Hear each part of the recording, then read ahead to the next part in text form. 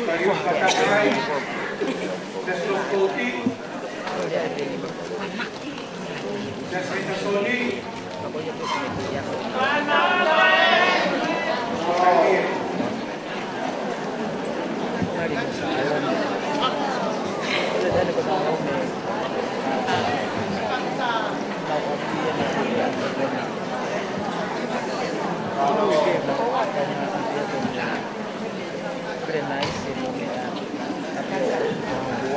Koordinator Wen tao bao na ngày kami ang kinuha nito kung ay mo ni doktor sa mabay mo uy en kason okay kailangan din pakamatal ay neka mo itang ito nga kumawa to ihaw siya mo uy ay kaliuy bari tata wano tawag o kumau kato mape mo kuno iao ay mas mapi ipetula kuen ya mawia mata ya mengau angelo o tu takai kita loni amen sea o kumau toloto manu ia helotu moitaki ati duuna mo onye tara ofa Jehova di Israeli dan pakahokong yang selimaya dan tiwas gati mongtoni hakau tauni o kuhoa mongkloto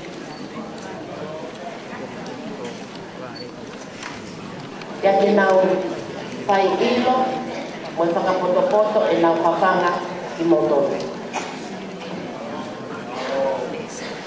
Kihe tahin ne palestianite o sia si metodisio no sila se taita tawon beau beikune ya kihe palestianite o potungawe akafine ngala metodisio sini ba mori paito o mau ofa lo mo tala mono katiki moa aki ai ofa a Paula ke kai nga Filipai ia Filipai vai pa esta hiva te komo me otua tene pangai homo masiva kotope o patatau ke koloa o kunema o ilangi ia titu kai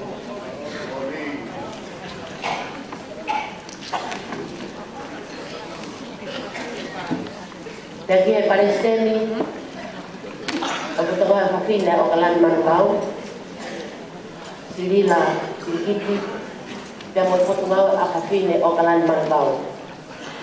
O mauofa, o talamonong katig mautol, akya talamonong apoas si Kialute. O kapitagay ho ngawe e-egi, at ima o kakatong o totongin, Nesikoba, otua o Islam, ay ako kihao, ihupanga, kondolaro kapagaw.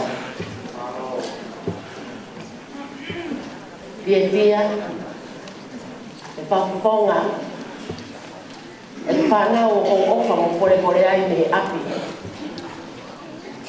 Kung maungay amoni, kaya mo may mo uwi, tali mo mauwi, Itan ini tata awaluan habalu, wabalu yang hai same, pitu ekonga okemai. Kosi hawa, hakumalo hinga, opakau. Na ifala lagi ayo kloto, ya kuoto niao. Koya, okume hop kloto. Ya te fai aki e kuhivani ono whakamalo e me.